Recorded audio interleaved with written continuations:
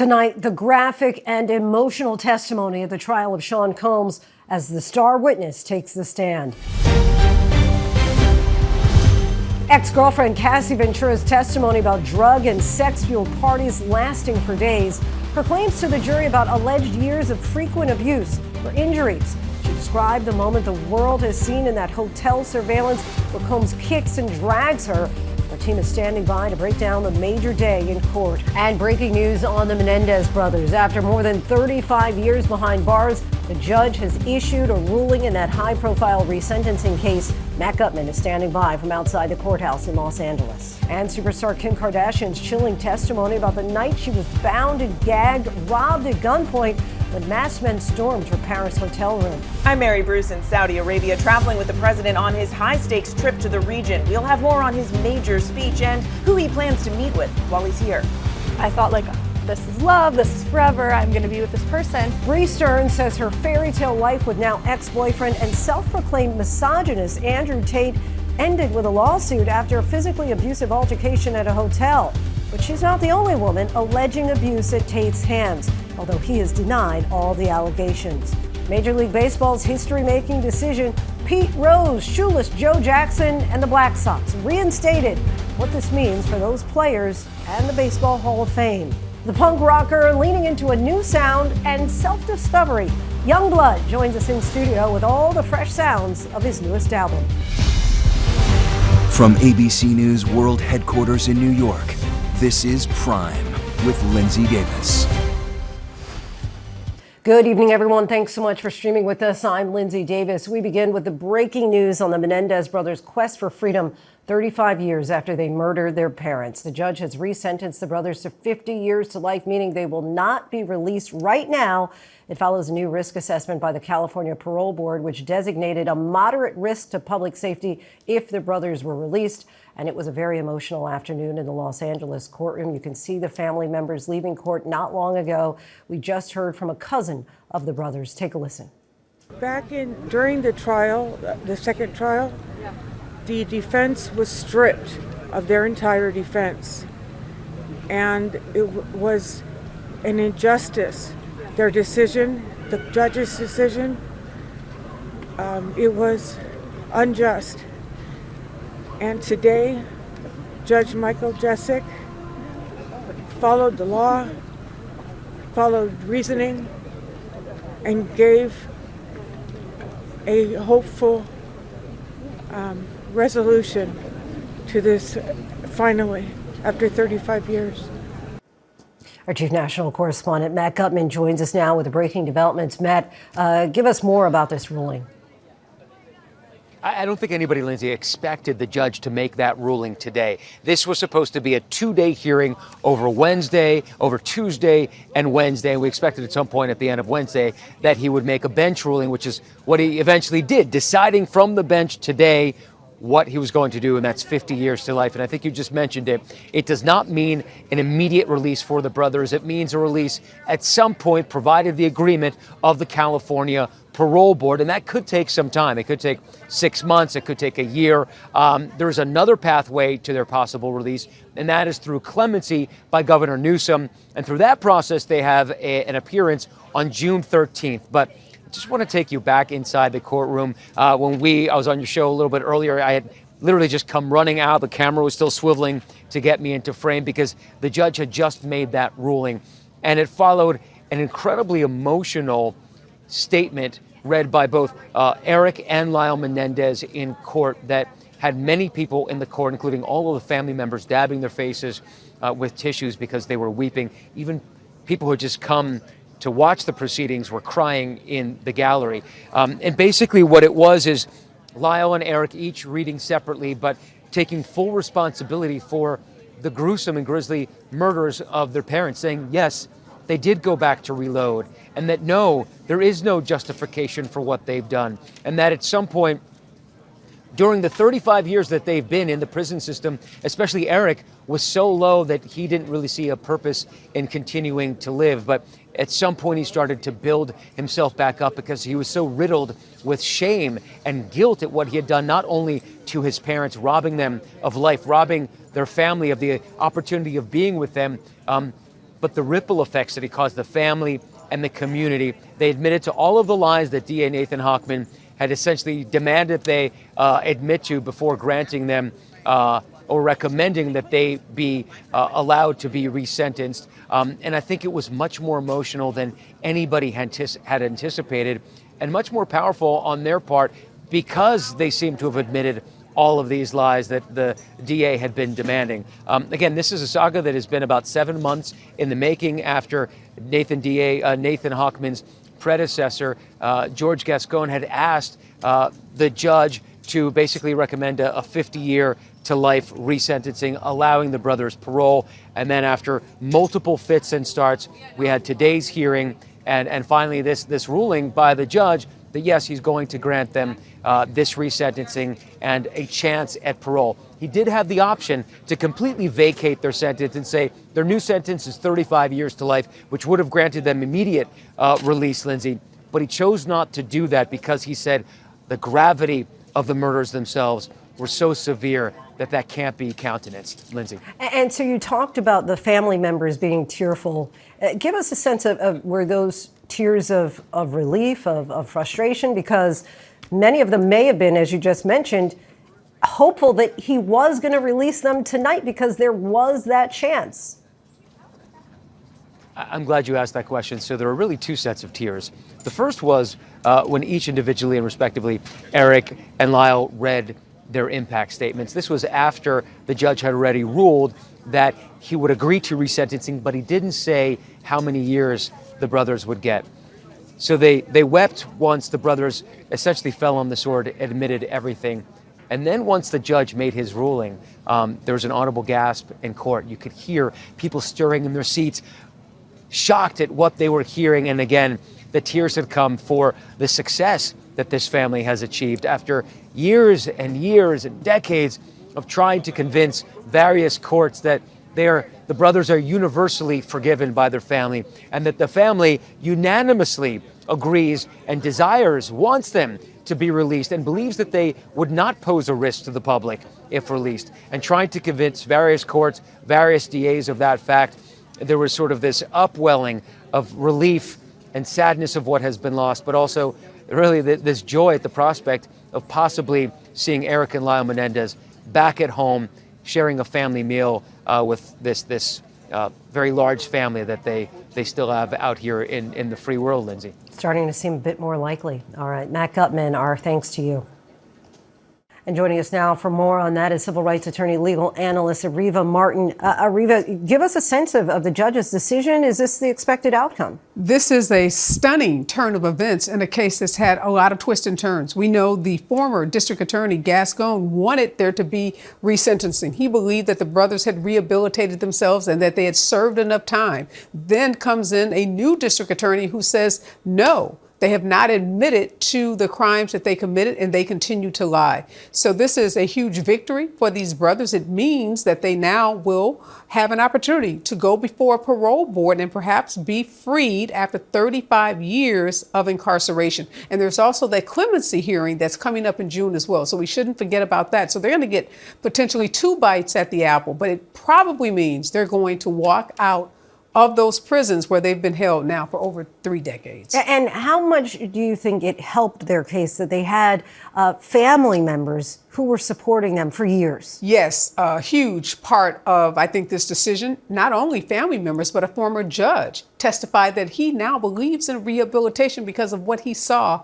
they did in prison. A former inmate who said that he would not have been the man that he is today, but for the help he received from the Menendez brothers. Apparently, they set up some kind of programs while incarcerated for the elderly and for disabled inmates. So according to Mark Garagos, their powerhouse lawyer, they were model prisoners, and that this was well overdue. And we heard from Matt Gutman that they did read statements where they acknowledge missteps, lies, regret, remorse. How significant was that? Well, you know, Linsey, that's what the new prosecutor said he wanted them to do all along, was just to admit that they lied about the murders. And apparently during these very powerful and persuasive statements, they made every concession that the district attorney wanted them to make. And I'm sure that also is going to be very powerful when they get to the parole board. The judge had already decided that he was going to resentence them, and I'm sure the lawyer counseled them, you know, this is it. Put it all on the line. Just, you know,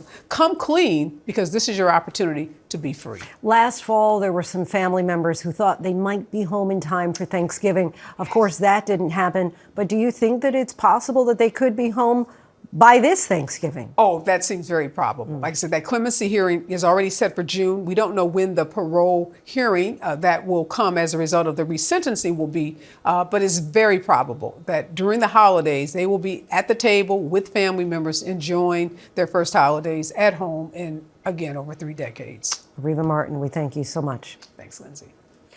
Next tonight, to the star witness testifying today in the trial of music mogul Sean Diddy Combs. He's charged with sex trafficking and racketeering and has pleaded not guilty to all charges. Cassie Ventura, Combs' former longtime girlfriend, took the stand testifying on behalf of the prosecution.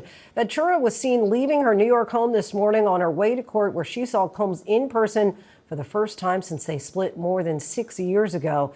In emotional testimony, Ventura testified that Combs orchestrated drug-fueled sex encounters, sometimes with male escorts, and that she feared Combs' alleged violence if she refused to participate.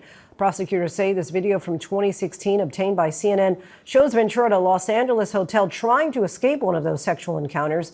Combs is seen knocking her to the floor and kicking her. Ventura will be back on the stand again tomorrow. ABC News legal contributor Bernarda Villalona will break down the intricacies of the case for us. But first, our chief investigative correspondent Erica Tursky reports from the courthouse tonight, and a warning: some of the testimony could be upsetting. In a day of graphic and emotional testimony, the star witness Cassie Ventura telling the jury how her relationship with Sean Combs quickly became a blur of jealousy, violence, and degrading, unwanted sex. Ventura sobbing on the witness stand as she described marathon drug-fueled sex performances with male prostitutes. "I just remember my stomach falling, just the nervousness," she said. "I think I was 22 at the time." Ventura was a young singer and model. Combs was pushing 40 and had signed her to a long-term deal with Bad Boy Records. Ventura said Combs proposed this sexual encounter that he called voyeurism, where he would watch her having sex with other men. She took drugs, she said Combs supplied beforehand. "I couldn't imagine doing all of that without some sort of buffer or a way not to feel it. Sex with a stranger I didn't want to be having sex with." Soon, she said, these so-called freak-offs happen weekly. Combs demanding them so often it stifled her music career and became her full-time job. They lasted 2, 3, sometimes 4 days. Pretty quickly over time, I knew it wasn't something I wanted to be doing, especially how frequently. But I was in love and wanting to make him happy. She claims she felt pressured to participate. "I didn't feel like I had much of a choice. And if she refused," she said, Combs would be violent with me. Her voice softer when she described things too graphic for broadcast. She recalled encounters at nearly every one of Combs' homes and at hotels across the country and overseas. Many of the sessions photographed and filmed. Federal agents seizing phones and computers containing videos from the music mogul's estates. Ventura called them blackmail materials that Combs held over her head. During trial, prosecutors said this video shows Ventura trying to escape one of the encounters. Combs seen chasing her down a Los Angeles hotel hallway in 2016, knocking her to the floor and stomping on her. Ventura telling the jury he would bash my head, knock me over, drag me, kick me, stomp me in the head when I was down. When the prosecutor asked, "How frequently was Sean physical with you during your relationship?" Ventura responded, "Too frequently." Our thanks to Aaron Katursky. Let's bring in criminal defense attorney Bernarda Villalona, who has experience with sex crime cases. Bernarda, thank you so much for joining us. So I think there's no doubt that Cassie's testimony is compelling, but does it make the case for the prosecution? Let me tell you, Linsey, I was in the courtroom to hear her testimony this morning and in the afternoon, and what you saw was a woman that was broken, a woman that was full of emotion and of regret, and is now having the courage and the strength to come forward and say what happened to her. So in terms of whether it's making out the charges, we're only on the first day of her testimony. This testimony is going to last a few days. The prosecutor still is getting to the beginning stages of what this relationship was like. But tomorrow what we expect to see is actually some of that video, well, not us, but the jury, of those freak-offs, and put that in front of that jury to see exactly how she underwent this sex trafficking, how the prostitution played a role in their relationship throughout this relationship. She talked today a lot about the drugs that she ingested as a result of Sean Combs giving it to her, talked about the violence, yes, and all of this plays a role in the racketeering as well as the sex trafficking, as well as the transportation to engage in prostitution. But it's just the very beginning. This case rises and falls on Cassie Ventura, and we're just getting to the beginning of all of this. Okay, but you have a really unique perspective. You can be our eyes and ears in the courtroom. Any idea, were you able to tell by body language if her story was really resonating with the jury? Oh, absolutely was, because I was dead focused on that jury to see what their reaction were, especially to the gruesome details of some of the nastiest parts of that sex escapade that Cassie Ventura actually underwent. But in terms of the jury, they were so focused on her every word, just focused on her face, her responses, her body language. Because I'm going to tell you, Linsey, that when I look at her as a former prosecutor, criminal defense attorney over 20 years, and someone who has dealt with sex victims and domestic violence victims, this is a woman that is broken, soft-spoken, emotional. She's been through some things, and she's now just coming up for some air. Okay, we can expect cross-examination from the defense. What are you looking for in that, from that in order to perhaps swing the pendulum in their direction? Well, the defense is going to have to be very meticulous and very strategic as to how they cross-examine her because of the way that Cassie comes off as a young, delicate woman and one that is pregnant with a belly that's very big at this point. So you want to be very careful as to how and the manner that you cross-examine her. But what the defense is going to try to do is threaten her credibility, her believability, but also go to that this was consensual, go to that she was the one that was actually arranging these freak-offs, calling these sex workers through the text messages as to she was the one who was initiating, and that if it was consensual, then there is no crime here. Bernarda Villalona, we thank you so much for your time and insight. Really appreciate it. Thank you. Kim Kardashian gave chilling testimony today, recalling the day she was bound, gagged, and held at gunpoint when masked men burst into her Paris hotel room in 2016. Kardashian faced the 9 men and 1 woman accused in connection to the theft of more than $6 million in jewelry during the heist. She told the court she thought she was going to die, saying 2 suspects who'd come dressed as policemen left her bound on the bathroom floor. She managed to get her hands free and, with her legs still tied, hopped downstairs to get help.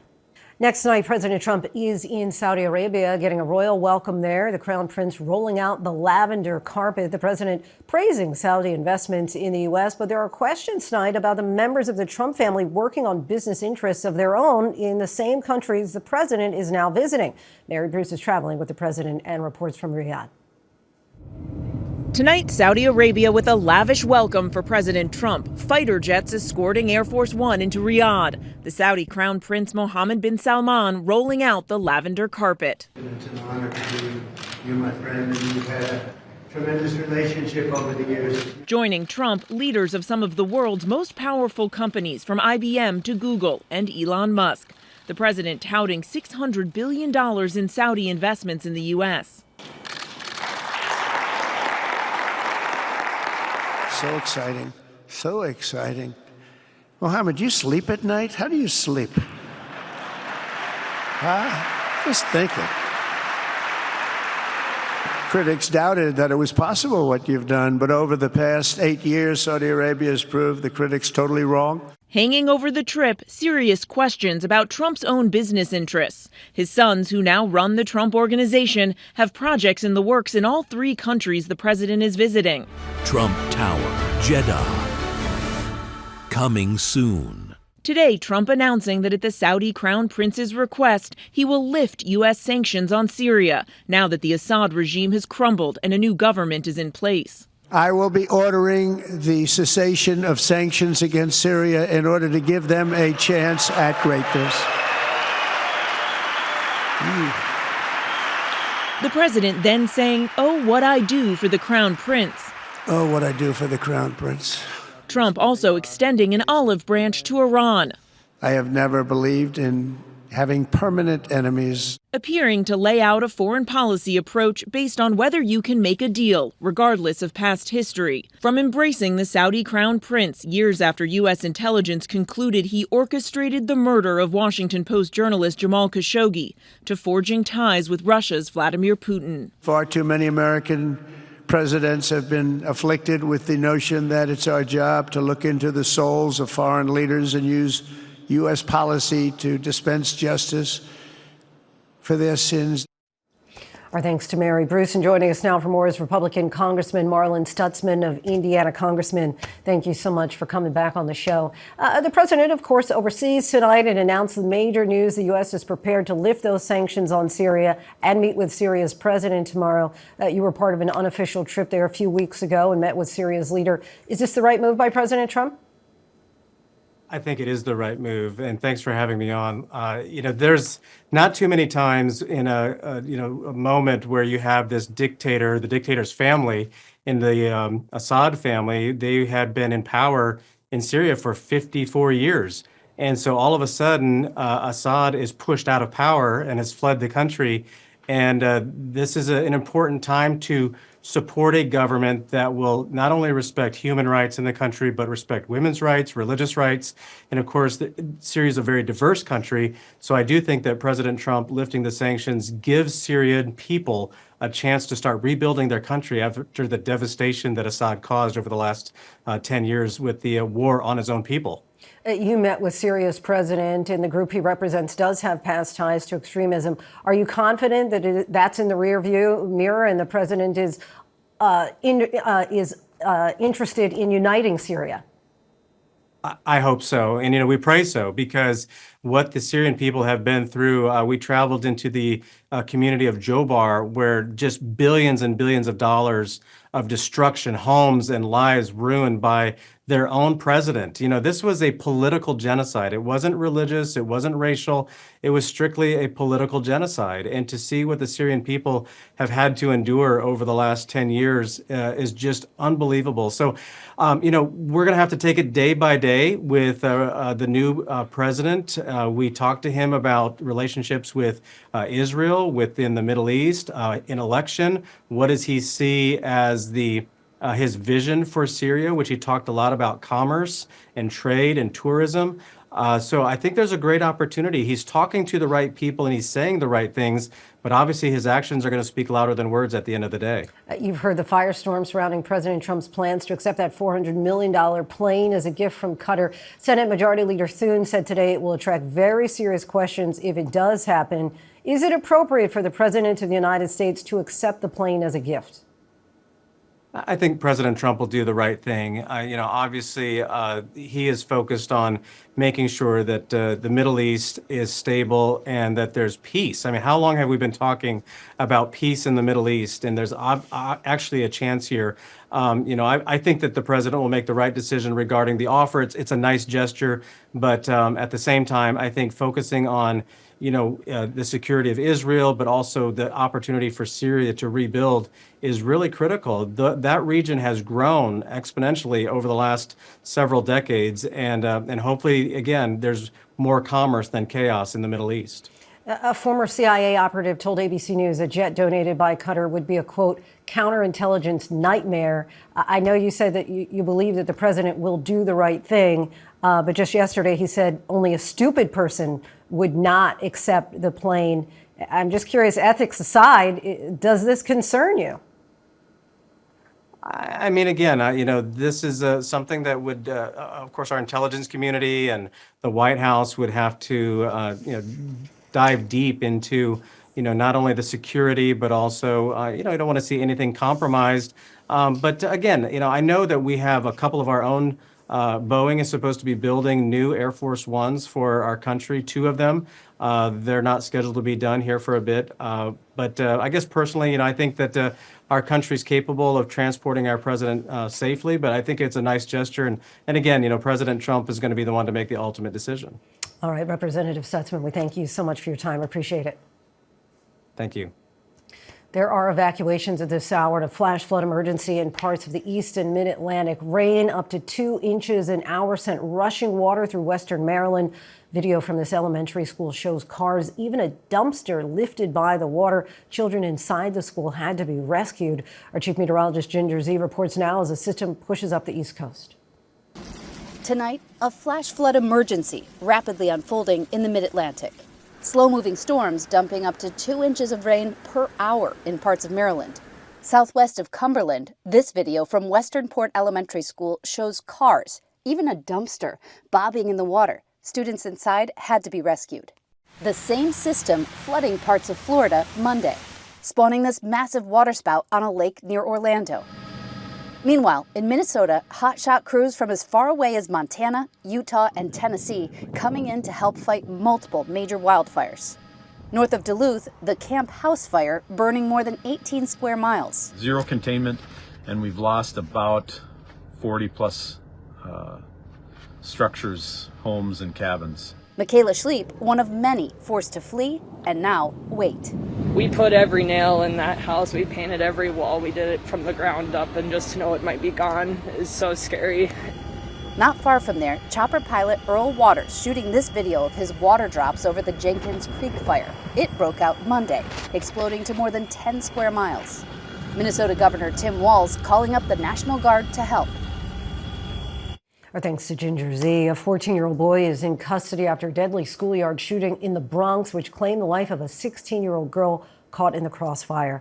Police say the suspect fired 3 shots into a crowd of students in what began as a fist fight. The victim was an innocent bystander shot in the head while on a scooter. Police say they expect to make more arrests as they investigate how the young suspect got his hands on the gun.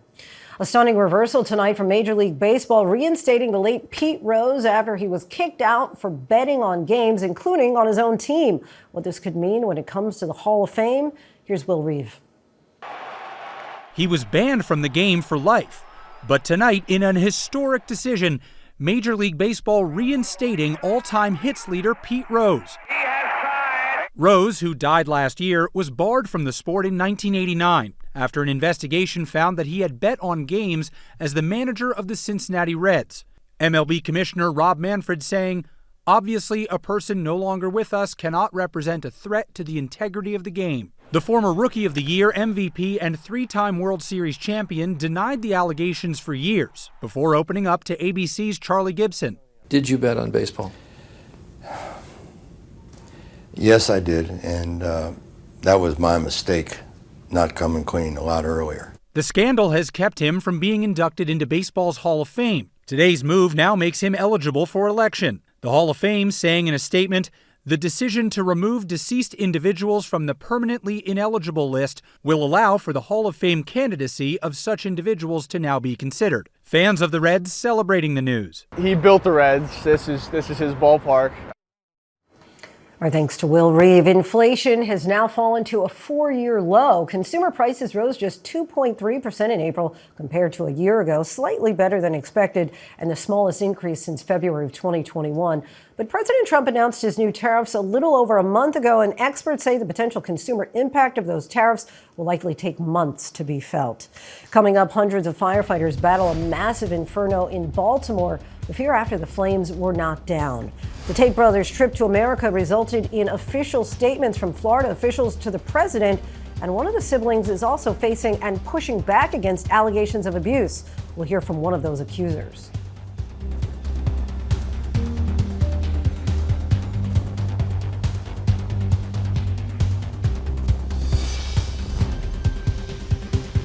Welcome back, everyone. Earlier this year, even as the infamous Tate brothers faced human trafficking and sexual abuse charges in Romania, they were given the freedom to travel. Andrew Tate's now ex-girlfriend, Bree Stern, says when they met up in the U.S., it allegedly took a violent turn, and she's now taking legal action.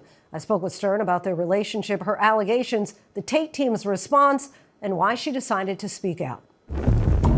I'm absolutely sexist. Andrew Tate sells a lifestyle with cars, money, and women that young men all over the world are buying. Simply saying things that many men believe. In February, he made a big splash when he landed in Florida.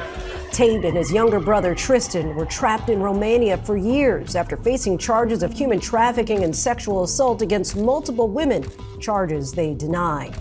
But then suddenly they were free to travel and come to America.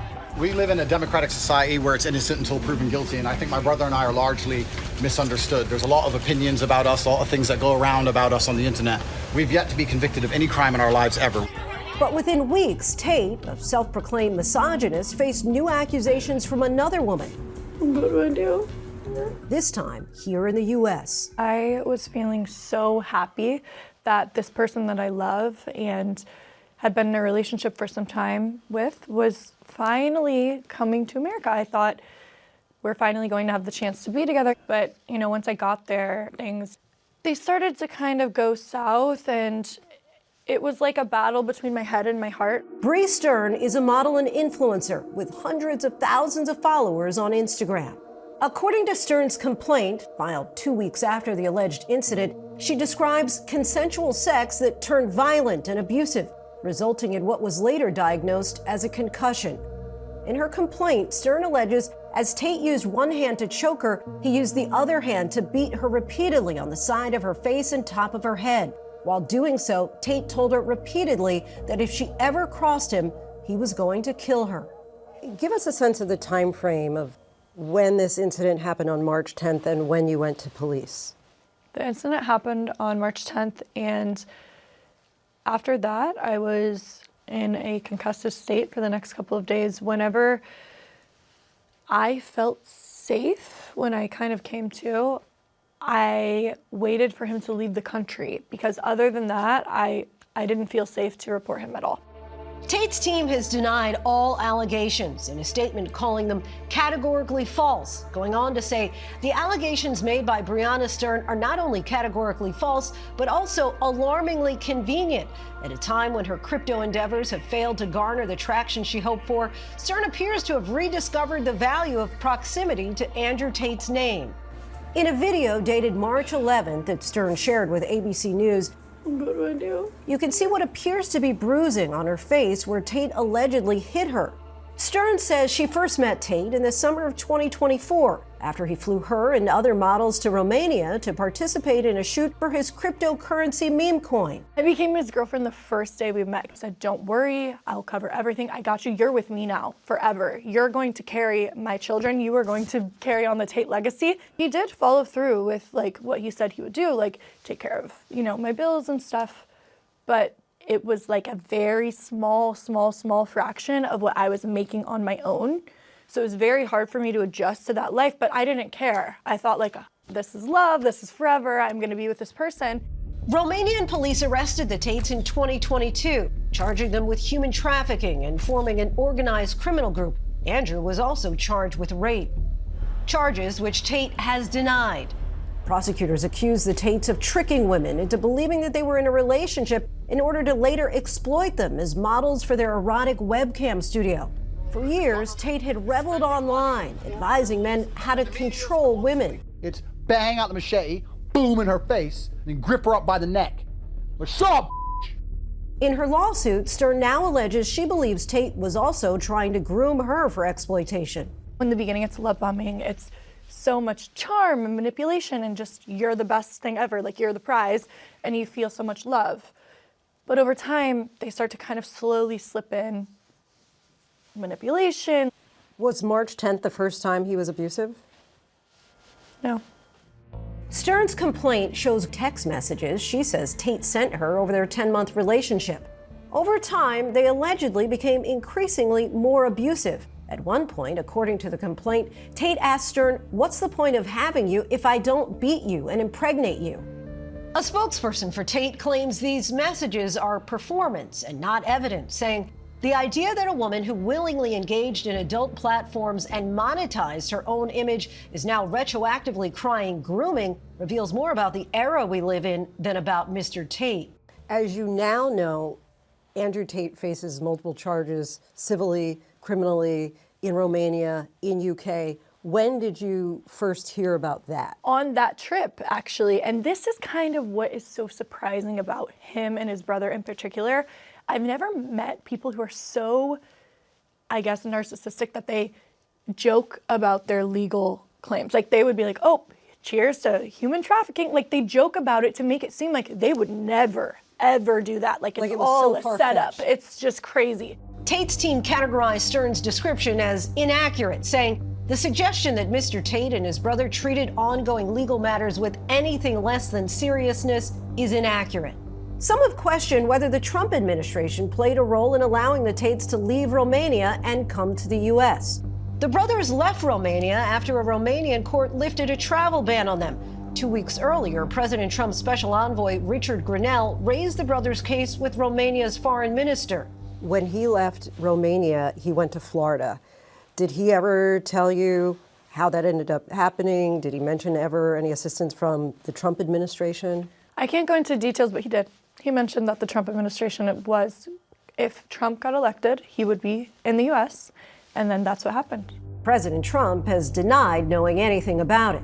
Did your administration pressure the Romanian government to release them, and if so, why? I know nothing about that. I don't know. You're saying he's on a plane right now? He's back. They already did. Yeah, I just know nothing about it. A spokesperson for Tate also denies the Trump administration's involvement, saying in a statement to ABC News that the Tate's travel was based on procedural law, not political fantasy. After they arrived in the U.S., Florida's Attorney General opened a criminal investigation into the Tates. These guys have themselves publicly admitted to participating in what very much appears to be soliciting, trafficking, preying upon women around the world.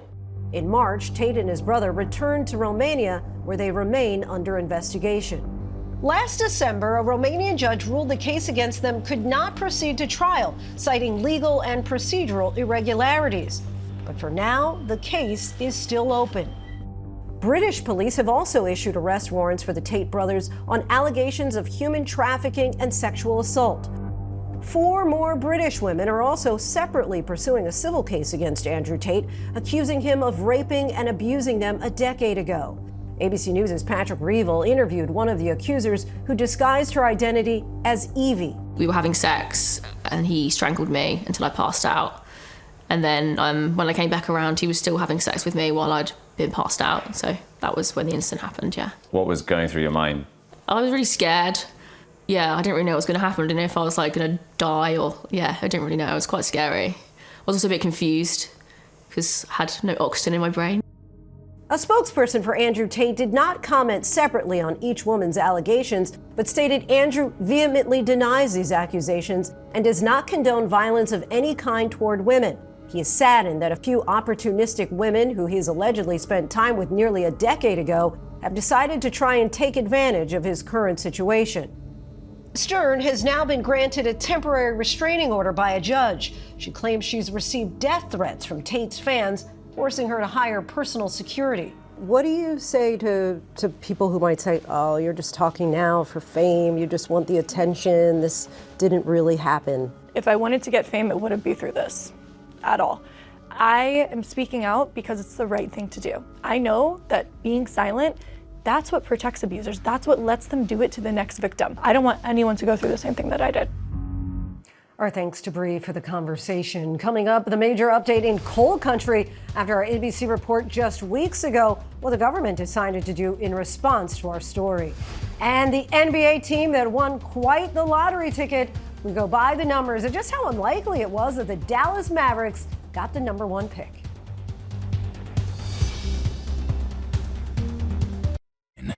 Welcome back, everyone. With the NBA playoffs in full swing, the league held its draft lottery in Chicago last night to determine the order of the 2-day draft, which will be held in June. And boy, was there an unlikely surprise, which we'll explain in tonight's By the Numbers. First things first, the draft lottery is only for the 14 NBA teams that did not make the playoffs this year. The worse your regular season record, the better your chances of grabbing one of the coveted first 4 picks. And the #1 pick this year was considered especially important because that team will most certainly select Duke's 6'9" freshman forward, Cooper Flagg. He averaged more than 19 points per game, was considered the best collegiate player on offense and defense, and he turned 18 in December. The 3 NBA teams with the worst records were given a 14% chance at nabbing one of those first 4 picks. Of the 3, the Utah Jazz, Washington Wizards, and Charlotte Hornets, none won more than 19 games this season.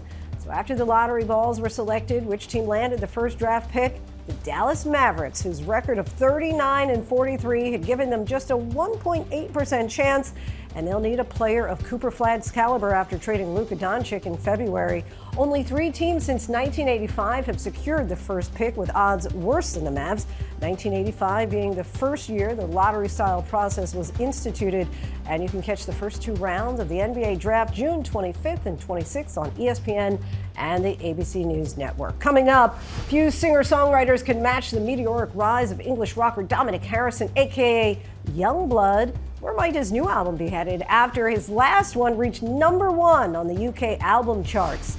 The Cannes Film Festival kicks off today with a new set of rules governing fashion on its red carpet. We'll explain why next.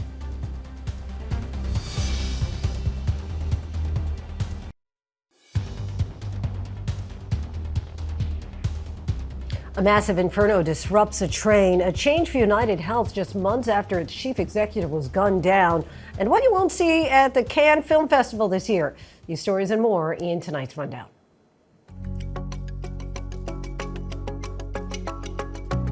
A massive warehouse fire last night disrupted Amtrak and commuter train service in West Baltimore. The 7-alarm fire forced dozens of people to be evacuated. Authorities are concerned the warehouse could collapse onto the tracks. Amtrak has resumed limited service along the busy Northeast corridor with delays. Luckily, no one was hurt. There is no block of code worth any man's life or woman's. A reversal nearly 2 weeks after our reporting showed the Trump administration's planned layoffs that would effectively eliminate an agency tasked with protecting coal miners from black lung disease. ABC News has learned the Health and Human Services Department will reverse the firings of more than 100 federal health employees in West Virginia. It came as a federal judge ruled to halt those layoffs. United Health CEO Andrew Whitty says he's stepping down from his role for personal reasons. But his resignation comes as United faces one of the most challenging periods in its history. Since the December murder of company executive Brian Thompson, United has been sharply criticized over its coverage and denials of claims. John Cena has a message for men: use sunscreen. The 48-year-old WWE World Champion turned actor told USA Today his dermatologist has found 2 separate cancerous spots on his skin, admitting he's neglected protecting his skin in the past. He says it's time to normalize skincare routines for men. According to the CDC, only about 12% of men compared to 29% of women use sunscreen when outside for more than an hour. Amid public outcry, Michigan state officials have indefinitely paused a program that would have allowed the lethal gassing of Canadian geese. The plan was meant to reduce overpopulation and nuisance geese. Landowners could seek a permit to have a crew capture and euthanize the geese with carbon dioxide. The Michigan Department of Natural Resources says it will now look to control the population another way.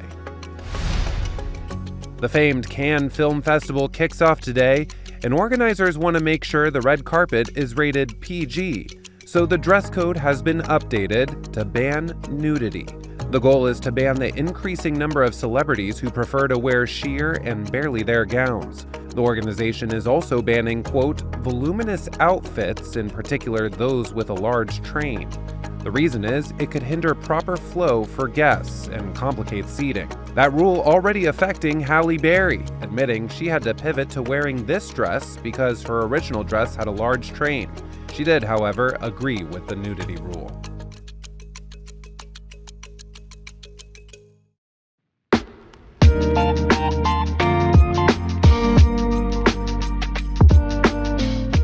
Our segment Prime Playlist Shuffle, where we sit down with artists transforming the music industry. At the forefront of a new wave of British rock is English singer and songwriter Dominic Harrison, known as Yungblud. The 27-year-old has already achieved 2 #1 albums in the UK, earned 6 billion Spotify streams globally, and has broken into the Billboard Top 100 with his last 2 albums. Now the rocker is leaning into a fresh sound with his new album, Idols. In it, he tackles self-evolution and change. Let's take a listen to the single Lovesick Lullaby. You look nice on the outside. Do you want to come out tonight?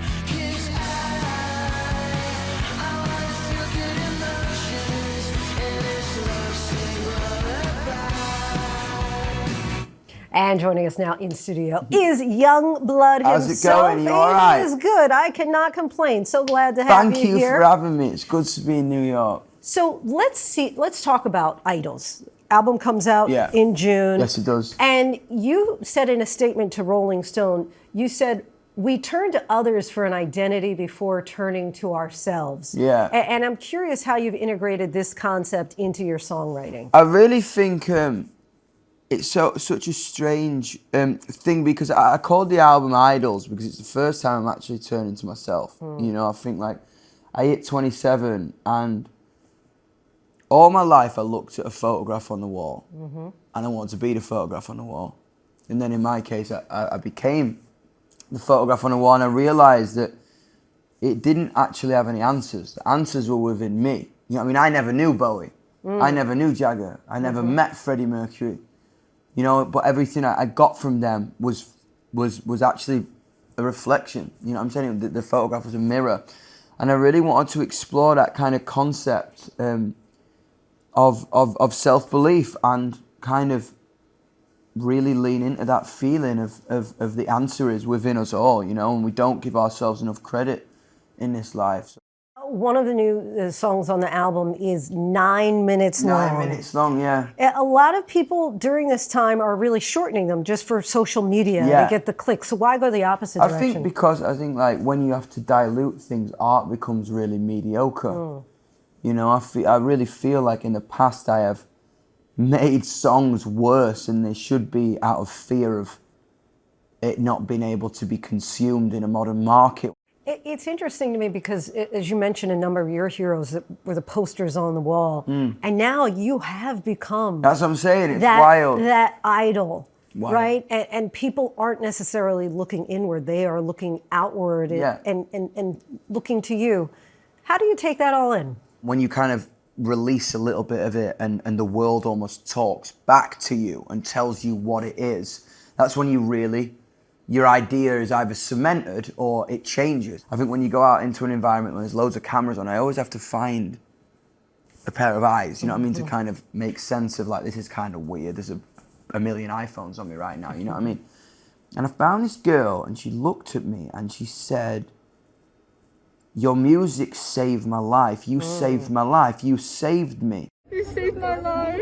No, you saved your own life. I didn't save your life, you saved your own life. And I said back to her, no, I didn't. I've never met you. You did that. Maybe the music was a soundtrack or it gave you a little bit of hope in the morning, but we have never met and you are giving me too much credit. And it really cemented the whole idea of what this album is about. It's about, we take inspiration from everything we see, you know what I mean? We take it from your grandparents, your parents, sports stars, rock stars, pop stars, whatever. The world and the universe. And that girl, when I looked into her eyes, she really cemented, in a really human way, what the record meant. And it made me really, it kind of took me aback a bit. I was like, all right, cool. You know, it was beautiful. Let's talk about Bloodfest. You're a founder. Yeah. Why was that so important for you? I just feel like music at the minute is becoming a thing of privilege. Like, I can't play a festival that's like 750 quid for a ticket.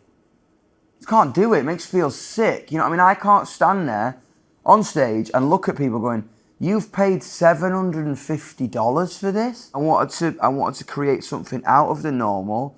I was a little bit tired of the formula of having to tip my hat to the promoters of the festivals to try and get the slot I wanted.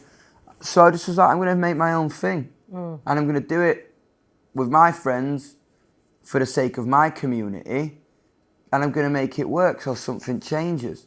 Or at least inspires people to ask why. I think I'm here to shake things up a bit. Really fascinating. Love talking to you. Thank you for having me. Honestly, I like it. Like, this American news studio is really cool. It works for you. I'm into it, man. Like, and here's the weather. Okay. Everybody always talks about the weather. That's really fun. Or this just in, we have breaking news. Youngblood's new album, that's breaking news here. Idols comes out June 20th. Tickets go on sale for his U.S. tour on Friday, and it will not cost you 750 quid. Promise. That is our show for this hour. I'm Linsey Davis. Be sure to stay tuned to ABC News Live for more context and analysis of the day's top stories. Thanks so much for streaming with us.